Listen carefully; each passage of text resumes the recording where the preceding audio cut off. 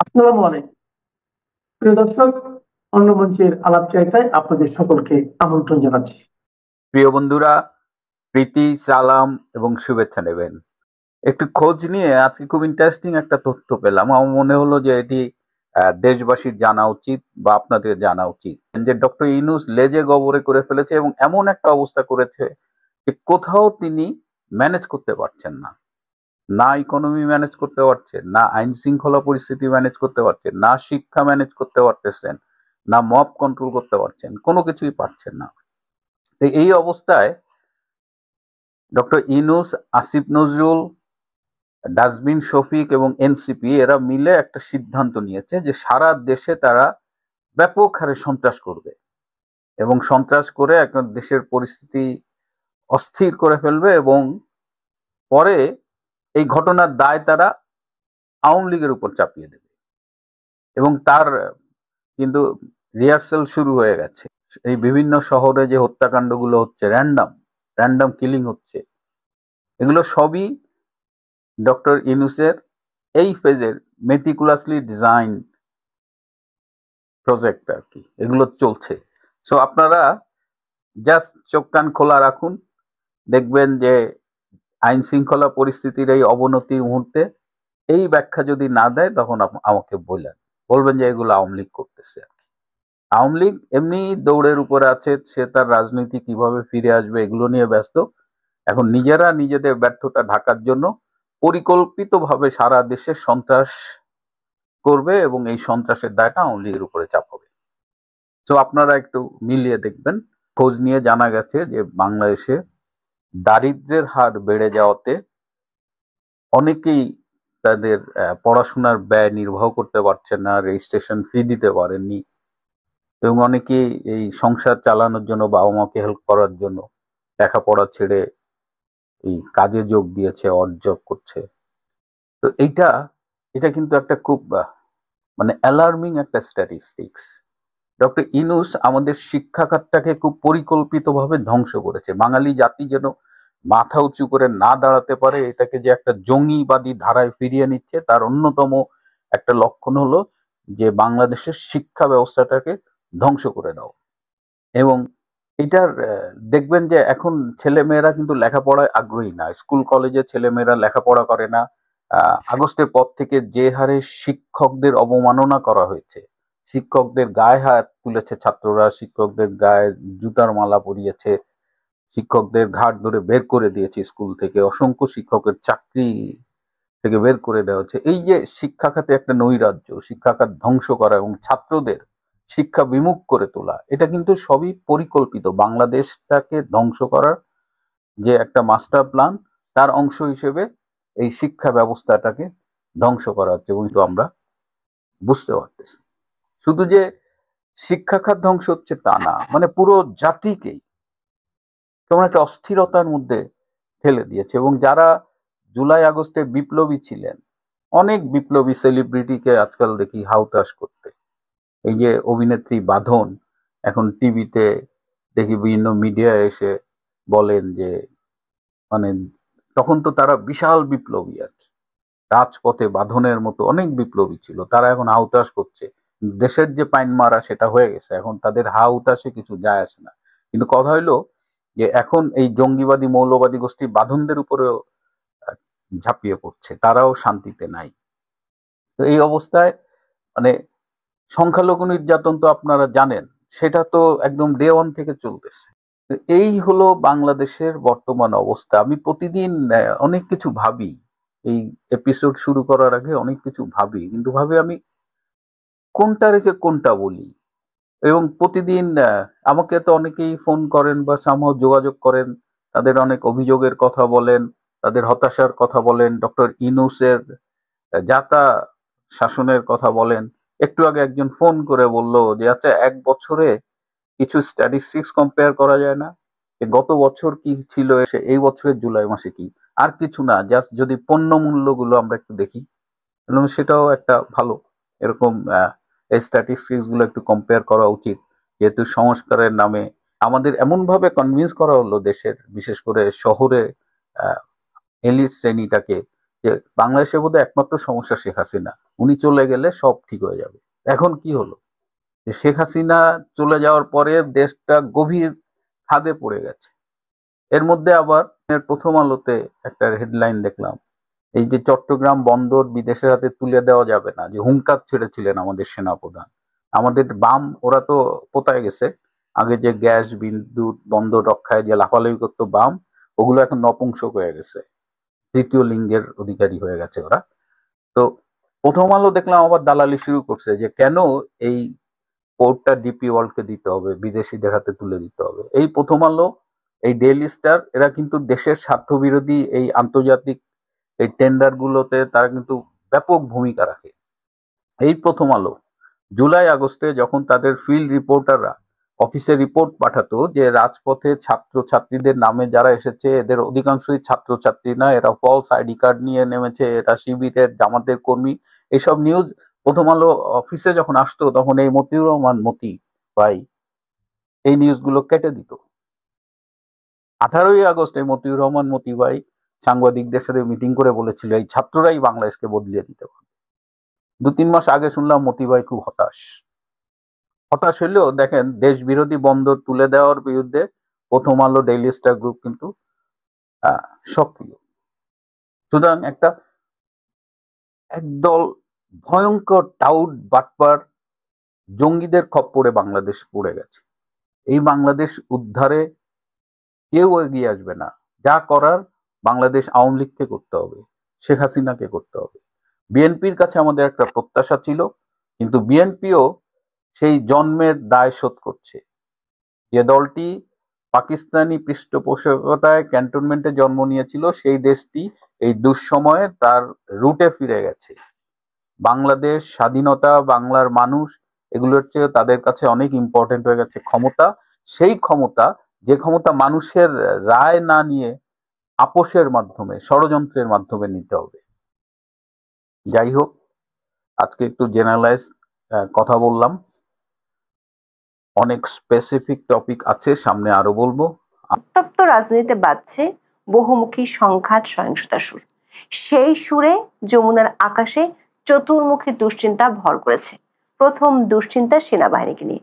3 বাহিনীর দাবির মুখে অর্ধেক সেনা সদস্যকে ব্যারাকে ফেরত পাঠাতে বাধ্য হয়েছে সরকার। এমন সিদ্ধান্তের কয়েক ঘন্টার মধ্যেই শুরু হয়ে গেছে নির্বাচন কেন্দ্রিক রক্তপাত। চট্টগ্রামে গুলিবিদ্ধ হয়েছেন বিএনপি প্রার্থী, মারা গেছেন তার এক সমর্থক। এমন ঘটনার পর উটের মতো বাড়িতে মুখ গুজে থাকা স্বরাষ্ট্র উপদেষ্টার ভাঙ্গা টেপ রেকর্ডের অসরতায় বিচলিত ইউনূসের পুরো উপদেষ্টা পরিষদ। সংঘাত হানাহানির এই দুশ্চিন্তার মধ্যে সরকারের হৃদকম্পন বাড়াচ্ছে কার্যক্রম নিষিদ্ধ থাকা আওয়ামী লীগের 4 দিনের কর্মসূচির ঘোষণা। সেটি ঠেকাতে অবশ্য যুদ্ধ ঘোষণার হুঙ্কার দিয়েছে 15 মাস ধরে আইন শৃঙ্খলা রক্ষায় ব্যর্থ অন্তর্বর্তী সরকার। কিন্তু সেই হুঙ্কারে আদৌ কতটুকু কাজ হবে সেটি নিয়ে ব্যাপক চিন্তিত যমুনার নীতি নির্ধারকেরা। উল্টো মানবাধিকার লঙ্ঘনের দায়ে নতুন করে অভিযোগের খাড়া আসে কি না সেটি নিয়েও ভাবতে হচ্ছে সরকার উচ্চ মহলকে। আওয়ামী লীগকে নিয়ে অধ্যাপক ইউনূসের কপালে চিন্তার বলিরেখা বাড়ার আরো একটি কারণ, দেশের পাশাপাশি আন্তর্জাতিক অঙ্গনে দলটির সক্রিয়তা বাড়ছে। প্রভাবশালী বিদেশি সংবাদ মাধ্যমে বের হচ্ছে শেখ হাসিনার সাক্ষাৎকার, বিভিন্ন আন্তর্জাতিক সংস্থায় চিঠি দিচ্ছে আওয়ামী লীগ, অংশগ্রহণমূলক নির্বাচনের বিষয়ে বাড়ছে বহুমুখী চাপ।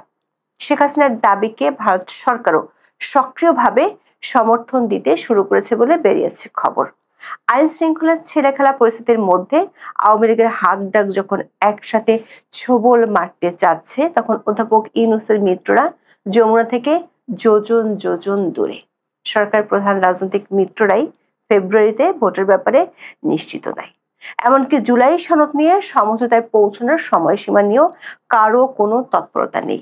3 রাজনৈতিক দলের মধ্যে সমঝোতার জন্য 5 উপদেষ্টার বিশেষ মিশনও ফেল করেছে।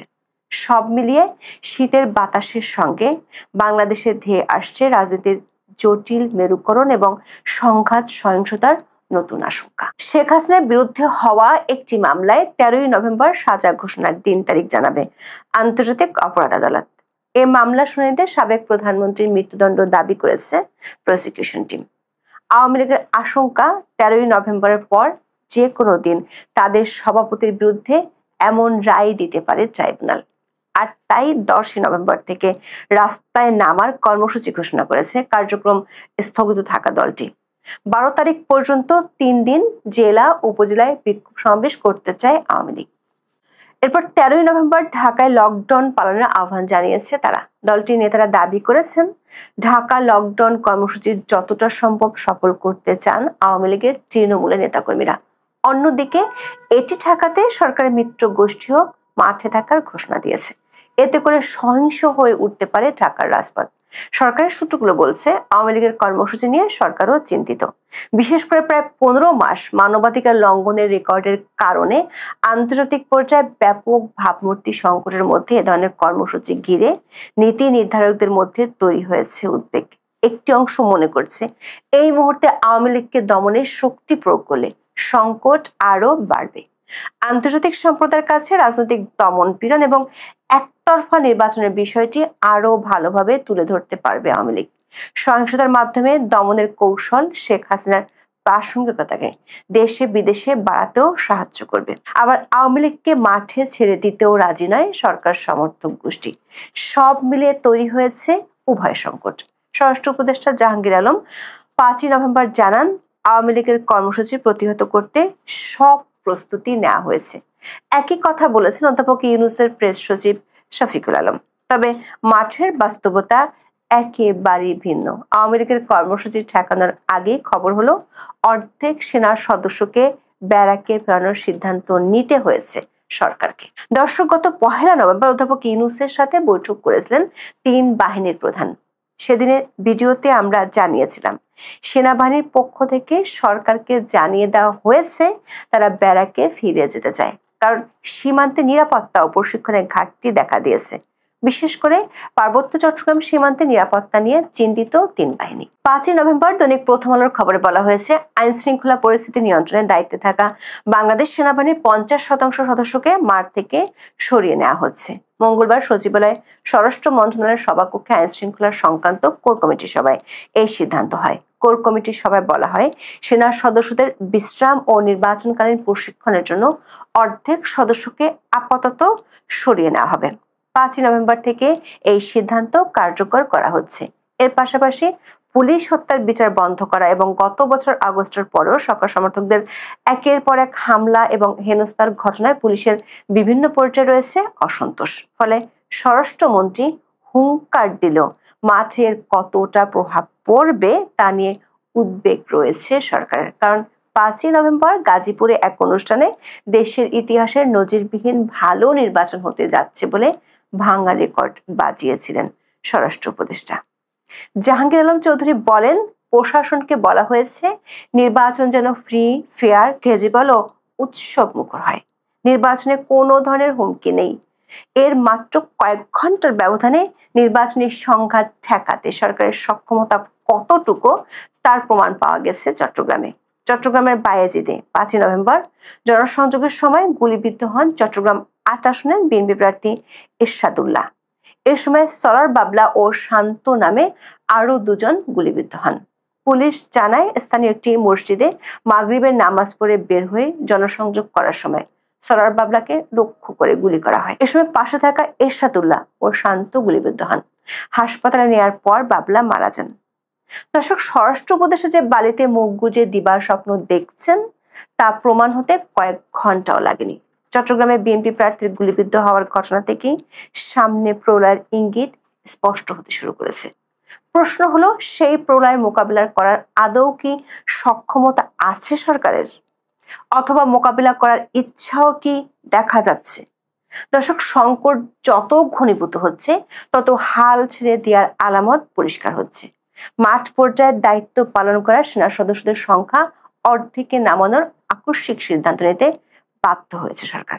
সেনা সদরে 5 নভেম্বর সংবাদ সম্মেলনে সরকারি নির্দেশনা পাওয়ার বিষয়টি নিশ্চিত করেন মিলিটারি অপারেশন ডিরেক্টরেট পরিচালক ব্রিগেডিয়ার জেনারেল দেওয়ান মোহাম্মদ মঞ্জুর হোসেন। জানান, সার্বিক আইন শৃঙ্খলা পরিস্থিতি বিবেচনা করে এ বিষয়ে পদক্ষেপ নেওয়া হবে।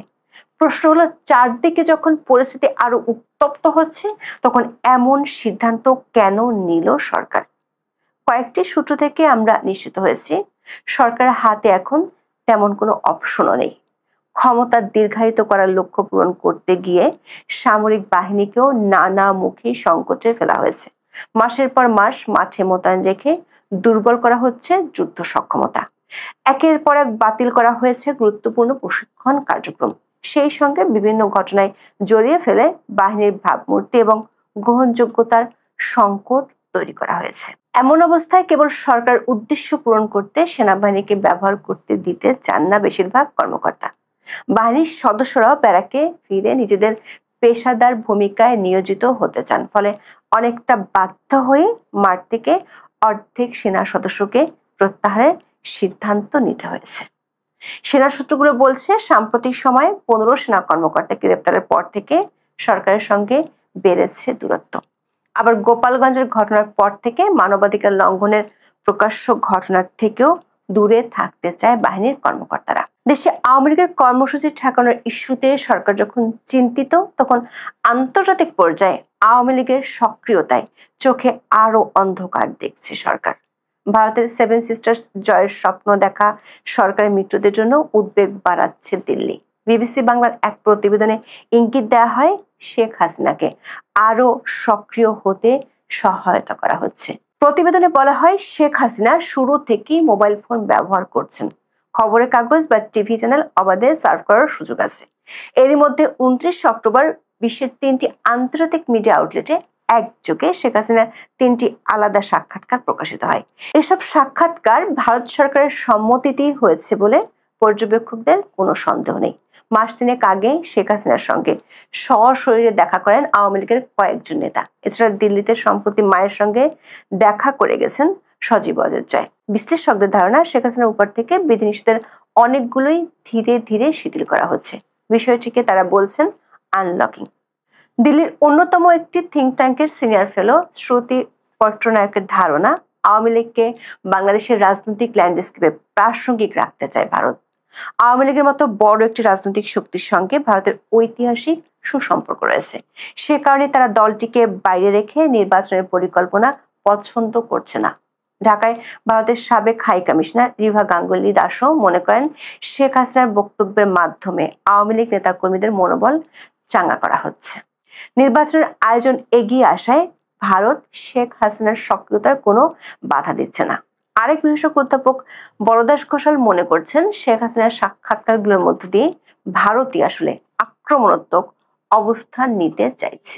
বিবিসি বাংলার প্রতিবেদনে বলা হয়, শেখ হাসিনার আরো কিছু সাক্ষাৎকার আন্তর্জাতিক সংবাদ মাধ্যমে প্রকাশ হবে বলে আভাস পাওয়া গেছে। এমনকি ভিডিও ক্যামেরার সামনে বসেও তাকে সাক্ষাৎকার দিতে দেখা যেতে পারে। শেখ হাসিনার সক্রিয়তা বাড়াতে আন্তর্জাতিক বিভিন্ন সংস্থার সঙ্গেও যোগাযোগ বাড়াচ্ছে আওয়ামী লীগ। 1 নভেম্বর ঢাকায় ইউএনজিপির প্রতিনিধি স্টাফান ডিলারের কাছে চিঠি দেওয়া হয়। এতে জাতিসংঘকে ইউনূস সরকার অধীনে একতরফা নির্বাচনের সহায়তা বন্ধের আহ্বান জানানো হয়েছে। বলা হয়, এ ধরনের সহায়তা আন্তর্জাতিক আইন, জাতিসংঘের মূলনীতি এবং অবাধ, নিরপেক্ষ এবং অংশগ্রহণমূলক নির্বাচন প্রসারের ক্ষেত্রে ইউএনডিপির ম্যান্ডেট লঙ্ঘনের ঝুঁকি তৈরি করবে। দর্শক, এতদিন সেনাবাহিনী ও আওয়ামী লীগ নিয়ে সমস্যার সমাধানের ক্ষেত্রে মিত্র রাজনৈতিক দলগুলোকে পাশে পেত যমুনার নীতি নির্ধারকেরা, কিন্তু সেখানেও বেঁধেছে এবার গন্ডগোল। কারণ জুলাই সনদ নিয়ে সরকারের মিত্র দলগুলোর মধ্যে বেড়েছে বিরোধ। এই সনদ ঘোষণা নিয়ে জামাতের সঙ্গে বিএনপির মুখ দেখাদেখি বন্ধ হওয়ার পথে। জামাতের আলোচনার প্রস্তাবে এখন পর্যন্ত কোনো সাড়া দেয়নি বিএনপি। সরকারের বেঁধে দেওয়া 7 দিনের সময়সীমার 2 দিন পার হয়ে গেলেও বিএনপি সহ বেশিরভাগ দলের হেলদোলি নেই। জামাত অবশ্য সমঝোতা বৈঠকের জন্য 2 সদস্যের কমিটি করেছে। তবে বিএনপির 2 জন শীর্ষ নেতা মনে করেন, জামাতের সঙ্গে আলোচনায় বসে কোনো লাভ নেই, তাই এ ব্যাপারে কোনো আগ্রহ নেই বিএনপির। আর এই মুহূর্তে বিএনপি ব্যস্ত নিজের ঘরের আগুন নেভাতে। প্রার্থী তালিকা ঘোষণার পর দলটি বিদ্রোহ সামাল দিতে হিমশিম খাচ্ছে। বিদ্রোহী প্রার্থীদের সমর্থকদের তোপে এলাকাতেই যেতে পারছে না অনেক প্রার্থী। বিভিন্ন জায়গায় ছড়িয়ে পড়ছে ব্যাপক বিক্ষোভ। চট্টগ্রামে এরশাদুল্লাহ গুলিবিদ্ধ হওয়ার ঘটনা দলটির হাই কমান্ডকে ভাবনায় ফেলে দিয়েছে। সরকার পর্দার আড়ালে রাজনৈতিক দলগুলোর মধ্যে সমঝোতার জন্য 5 সিনিয়র উপদেষ্টাকে দায়িত্ব দিয়েছিল, কিন্তু এই উপদেষ্টাদের কথায় কর্ণপাতই করছে না 3 রাজনৈতিক দল। প্রশ্ন হলো, চারদিকে এত সব ঘনঘটার মধ্যে কি ভেসে যাবে অধ্যাপক ইউনূসের কথিত ইতিহাস সেরা নির্বাচনের ঘোষণা? ঢাল নেই, তলোয়ার নেই, নিধিরাম সর্দারের মতো ভূমিকাতে কি থাকবে সরকার? যমুনার তীরে গড়ে উঠবে কি শাহজাহানের শ্বেত মর্মর তাজমহল, নাকি সিলেটের পাথর কোয়ারির সাদা পাথরের মতো উধাও হতে চলেছে ইতিহাসরা নির্বাচনের কালকল্প? অন্তর্বর্তী সরকারের জন্য কতটা চ্যালেঞ্জিং হতে যাচ্ছে এই 13 নভেম্বর। আনলাকি 13 বলে একটা কথা আছে, আমি যদিও এটা মানি না, কিন্তু কি হচ্ছে এটি প্রশ্ন সবার। আওয়ামী লীগের প্রেসিডিয়াম মেম্বার জাহাঙ্গীর কবির নানক এবং যুবলীগের সাধারণ সম্পাদক মাইনুল হোসেন খান নিখিলের সূত্রে যে তথ্য আওয়ামী লীগ ও এর অঙ্গ সংগঠনের নেতা কর্মীদের কাছে পৌঁছেছে এবং এটি বিভিন্ন মাধ্যমে জানা গেছে, তা নিয়ে রাজনীতির মাঠে এক ধরনের চাঞ্চল্য তৈরি হয়েছে বলা যায়। সরকারের সংশ্লিষ্ট মহলও নড়ে চড়ে বসেছে, বিশেষ করে আইন শৃঙ্খলা বাহিনী। ইউনূস সরকারের পতনের দাবিতে কঠোর আন্দোলনে নামার ইঙ্গিত দিয়েছে ক্ষমতাচ্যুত বাংলাদেশ আওয়ামী লীগ। গত বছর 5 আগস্ট পতনের পরে এত দ্রুত তারা এভাবে ঘুরে দাঁড়াবে এটি ওই সময় কেউ কল্পনাও করেনি। অন্তর্বর্তী সরকারের ব্যর্থতা, অন্তর্বর্তী সরকারের নানান সীমাবদ্ধতার কারণেই এটি হয়েছে বলে রাজনৈতিক বিশ্লেষকরা মনে করছেন। এবং এই যে তারা নামতে চাচ্ছে, আন্দোলনে মাঠে নামতে চাচ্ছে, এর অংশ হিসেবে আগামী 13 নভেম্বর রাজধানী ঢাকায় সকাল সন্ধ্যা লকডাউন কর্মসূচি পালনের ডাক দিয়েছে দলটি। দলের সভাপতি মণ্ডলীর সদস্য জাহাঙ্গীর কবির নানক ওই দিন ঢাকা শহর দখলে রাখার হুঁশিয়ারি দিয়েছেন। কেন এই হুঁশিয়ারি, কিংবা ওই দিন ঢাকা শহর দখলে রেখে আসলে কি হবে, এরপরে দখল কোথায় যাবে, এই প্রশ্নটিও কিন্তু ভাবা দরকার। আওয়ামী লীগের সভাপতি ক্ষমতাচ্যুত প্রধানমন্ত্রী শেখ হাসিনা ভারতে রয়েছেন, আমরা জানি ভারতের আশ্রয়ে রয়েছেন, কিন্তু গত বেশ কয়েক মাস ধরে আমরা দেখছি যে আওয়ামী লীগের নেতা কর্মীরা মাঝে মধ্যে এখানে সেখানে ঢাকায়, ঢাকার বাইরে বিভিন্ন জায়গায় রাজপথে নিজেদের উপস্থিতি জানান দিচ্ছেন। কখনো তারা ঝটিকা মিছিল করছেন, কখনো একটু বড় মিছিল নিয়ে সক্রিয় হচ্ছেন, কখনো কখনো তাতে জনসমর্থনও কিছু দেখা যাচ্ছে। সোশ্যাল মিডিয়ায় এগুলো কিন্তু, এই ক্লিপগুলো দেখা যায়।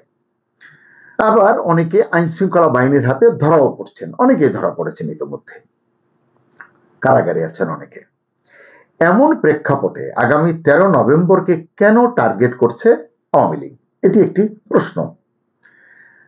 আমরা জানি যে ঢাকার আন্তর্জাতিক অপরাধ ট্রাইব্যুনালে একাধিক মামলায় শেখ হাসিনার বিচার চলছে। এর মধ্যে একটি মামলার রায় আগামী 13 নভেম্বর হওয়ার কথা, বা এরপর যে কোনো দিন ঘোষণা হওয়ার কথা। মানবতা বিরোধী অপরাধের ওই মামলায় ট্রাইব্যুনালের প্রসিকিউশন টিমের পক্ষ থেকে প্রাক্তন প্রধানমন্ত্রীর সর্বোচ্চ শাস্তি অর্থাৎ মৃত্যুদণ্ড দাবি করা হয়েছে। যদিও আওয়ামী লীগের পক্ষ থেকে এই বিচার নিয়ে ব্যাপক সমালোচনা রয়েছে, তারা সমালোচনা করছে, তারা বলছে ক্যাঙ্গারু কোর্টের কোনো বিচার এবং রায় তারা মানবেন না। তারপরে যদি ঢাকার আন্তর্জাতিক অপরাধের ট্রাইব্যুনালে বিচারপতিরা শেখ হাসিনার সর্বোচ্চ শাস্তি অর্থাৎ ফাঁসির আদেশ দেন, তখন কি হবে? এটাই বাংলাদেশ, এমনকি ভারতের রাজনৈতিক বিশ্লেষকদেরও মূল আলোচনার বিষয় এখন। আমি এরকম দু একটি পোর্টালে নিউজে দেখেছি। সম্ভবত এ কারণেই গত বছরের 5 আগস্ট ক্ষমতা হারানোর পর প্রথমবারের মতো বড় ধরনের কর্মসূচি ঘোষণা দিয়েছেন আওয়ামী লীগের প্রেসিডিয়াম মেম্বার জাহাঙ্গীর কবির নানক। 13 তারিখকে সামনে রেখে তিনি বলেছেন নেতা কর্মীদের উদ্দেশ্যে যে আপনারা ঐক্যবদ্ধ হন। ঢাকায় আমরা 13 তারিখে লকডাউন দিয়েছি, সকাল সন্ধ্যা লকডাউন। নানক বলেছেন শুধু 13 তারিখে নয়, আগামী 10 নভেম্বর থেকেই রাজধানী ঢাকা যেন আমাদের দখলে থাকে, জয় বাংলার দখলে থাকে, কোট অ্যান্ড কোট। অর্থাৎ 10 নভেম্বর থেকে টানা 13 তারিখ পর্যন্ত লকডাউন, এটি বোঝা যাচ্ছে। একইভাবে প্রধান উপদেষ্টা ইউনূসকে খুনি ও ফ্যাসিস্ট কোট অ্যান্ড কোট আখ্যা দিয়ে অন্তর্বর্তী সরকারের পতনের ডাক দিয়েছেন আওয়ামী লীগের সাধারণ সম্পাদক ও সাবেক সংসদ সদস্য মাইনুল হোসেন খান নিখিল। গত মঙ্গলবার এক বিবৃতিতে তিনি এই আহ্বান জানিয়েছেন এবং তিনিও আগামী 13 নভেম্বর ঢাকায় সর্বাত্মক লকডাউন কর্মসূচি ঘোষণা করেছেন। এই কর্মসূচির এই দুই নেতার ঐক্য দেখেই বোঝা যাচ্ছে যে দলের হাইকমান্ডের সম্মতিও আছে এই কর্মসূচিতে। তিনটি আন্তর্জাতিক গণমাধ্যমে শেখ হাসিনার সাম্প্রতিক সাক্ষাৎকারগুলো যদি আপনারা পড়েন, সেগুলো যদি বিশ্লেষণ করেন, তাহলে বুঝতে পারবেন আওয়ামী লীগের দলীয় এই সিদ্ধান্তের বিষয়টি স্পষ্ট হবে। এই যে দুই নেতা যেটি ঘোষণা করেছেন, বোঝা যাবে যে এটি দলেরও ঐক্যমত্য আছে, মানে হাইকমান্ডের সিদ্ধান্ত বা সম্মতি আছে। বোঝা যাচ্ছে অন্তর্বর্তী সরকারের বিরুদ্ধে নিজেদের শক্তি প্রদর্শনের লক্ষ্যেই এই কর্মসূচি দিতে যাচ্ছে বাংলাদেশ আওয়ামী লীগ। রাজনৈতিক বিশ্লেষকরা বলছেন এই ঘোষণার মধ্য দিয়ে দলটি অন্তর্বর্তী সরকারকে চ্যালেঞ্জ জানাচ্ছে এবং বলা যায় সরকারের বিরুদ্ধে সরাসরি সংঘাতে যাওয়ার বার্তা দিচ্ছে।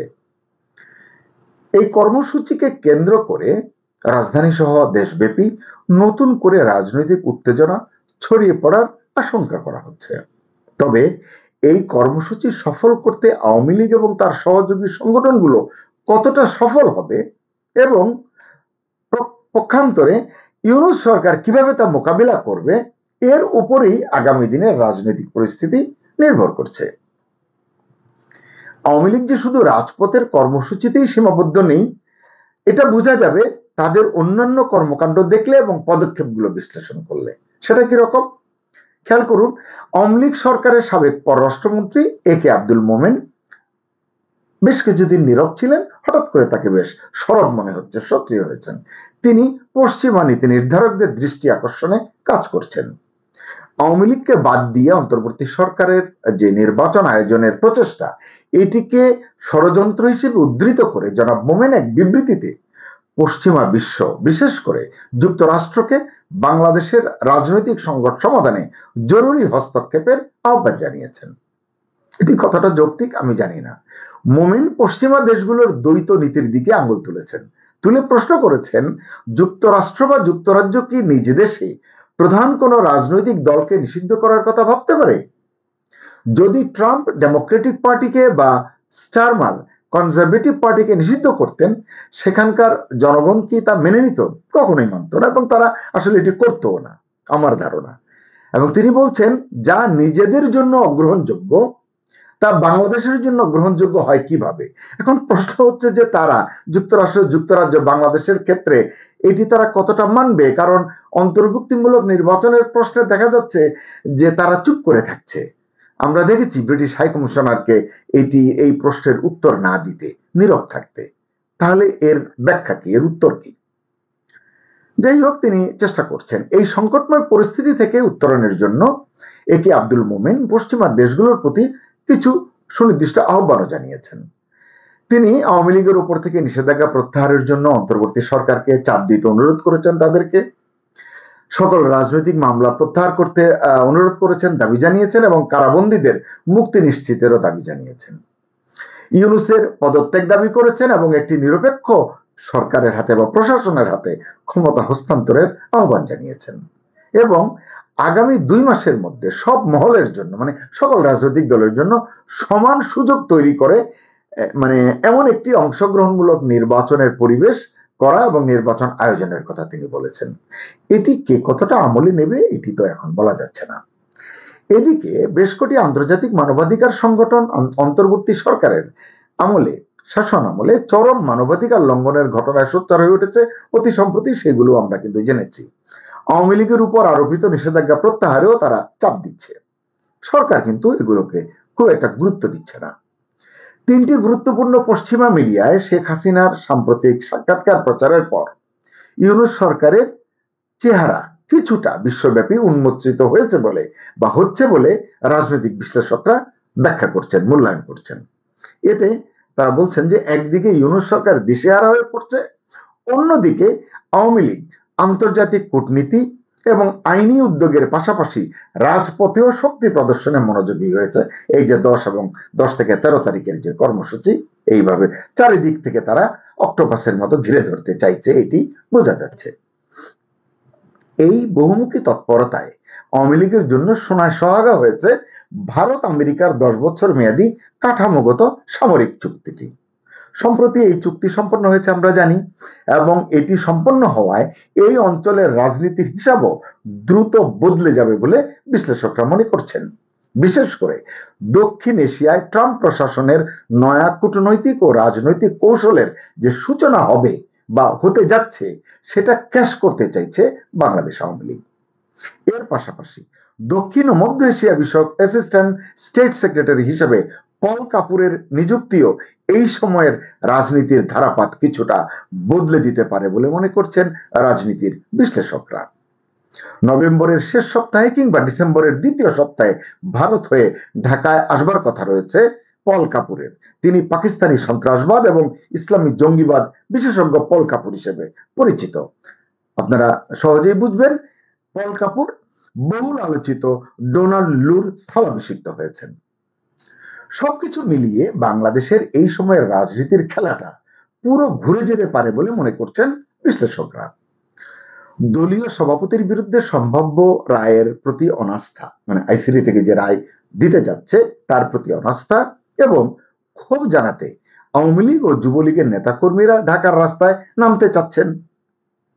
প্রশ্ন হচ্ছে, ইউনূস সরকারের দমন নীতি, গ্রেফতার নীতি এবং কঠোর শাস্তির ছায়ায় 13 নভেম্বর কি ঢাকায় লকডাউন সফল করতে পারবে আওয়ামী লীগ? সত্যিই কি 10 থেকে 13 নভেম্বর ঢাকা শহর দখলে রাখতে পারবে তারা, নাকি অন্তর্বর্তী সরকারের শক্তির কাছে, কৌশলের কাছে পরাজয় মানবে তারা? মনে হচ্ছে 13 নভেম্বর শুধু একটি কর্মসূচি নয়, এটি বাংলাদেশের রাজনৈতিক ভবিষ্যতের লড়াই হতে চলেছে। আওয়ামী লীগের শক্তি এবং অন্তর্বর্তী সরকারের যে মোকাবেলার শক্তির যে টানাপোড়েনের মধ্যে আন্তর্জাতিক কূটনীতির চাপ, পশ্চিমা বিশ্বের দৃষ্টি এবং দেশের রাজনৈতিক উত্তেজনা সবকিছু মিলিয়ে 10 থেকে 13 তারিখ কি হতে যাচ্ছে ঢাকায় এটি এখনই বলা যাচ্ছে না। তবে আসুন আমরা সবাই চোখ রাখি 10 থেকে 13 তারিখ কোনো রাজনৈতিক টার্নিং পয়েন্ট হয় কিনা সেদিকে।